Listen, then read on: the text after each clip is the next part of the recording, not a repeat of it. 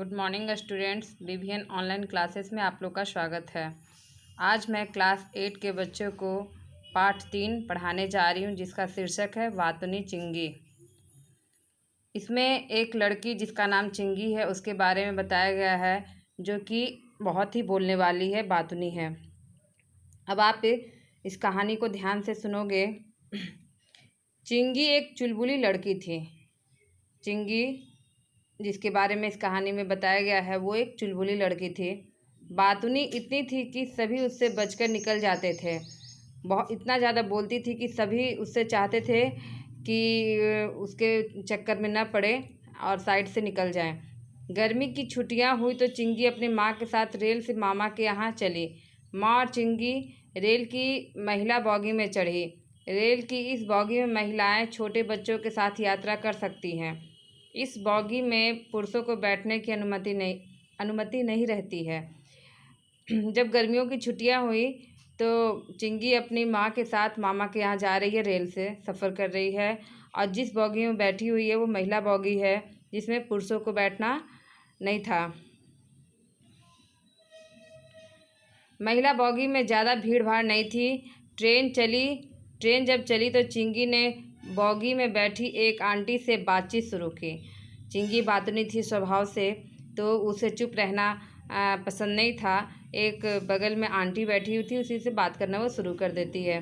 माँ ने चिंगी को कहा कि बेटा, आंटी को परेशान नहीं करते, पर चिंगी की तरह ही आंटी भी बातुनी थी।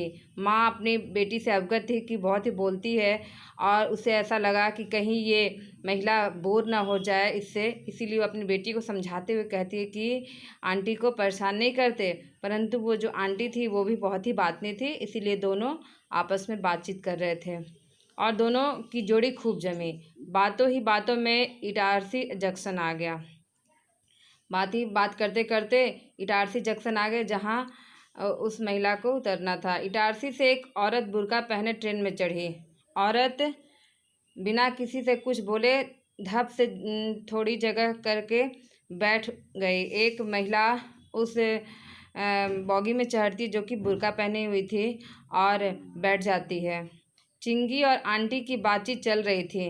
अभी आंटी जो थी उसके साथ बैठी, वो दोनों बातचीत कर ही रही थी।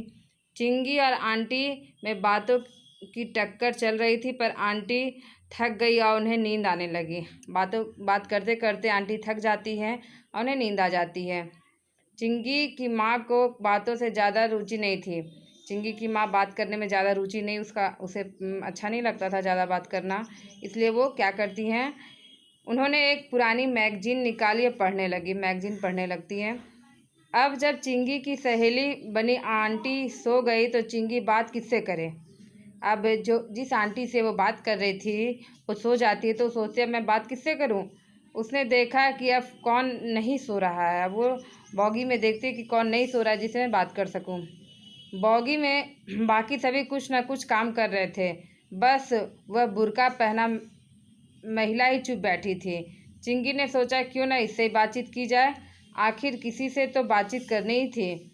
चिंगी ने उन्हें नमस्ते करके बात शुरू की। जो महिला इटारसी जंक्शन पर चढ़ी थी, उस बुर्का पहने हुए, वो उस महिला से ही बातचीत करना का प्रयास करती है, जो चुपचाप बैठी हुई थी।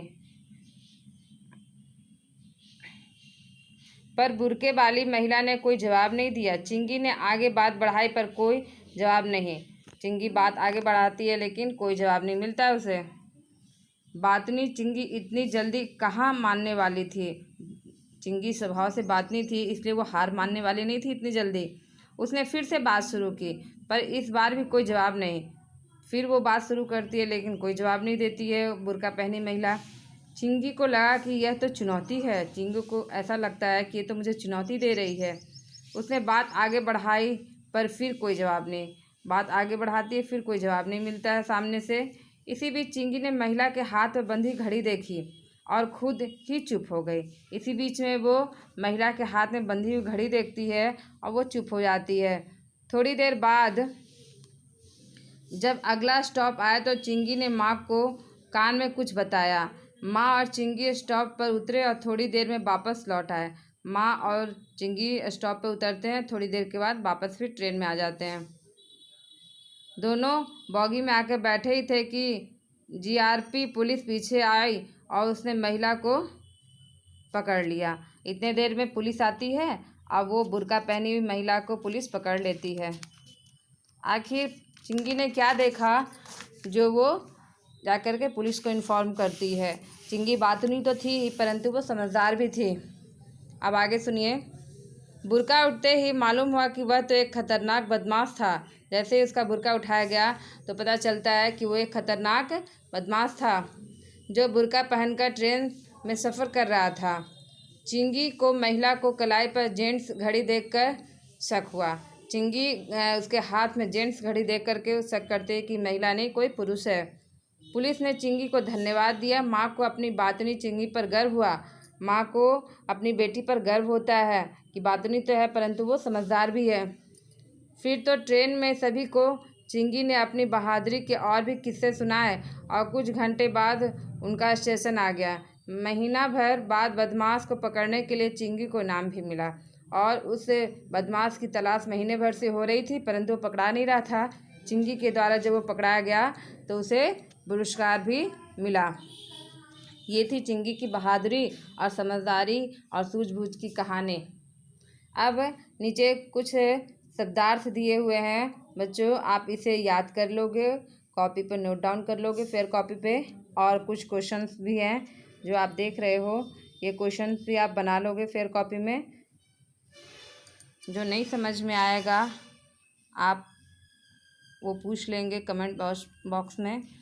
देख रहे हैं आप क्वेश्चंस, ये सारे क्वेश्चंस आप बनाने का प्रयास करेंगे।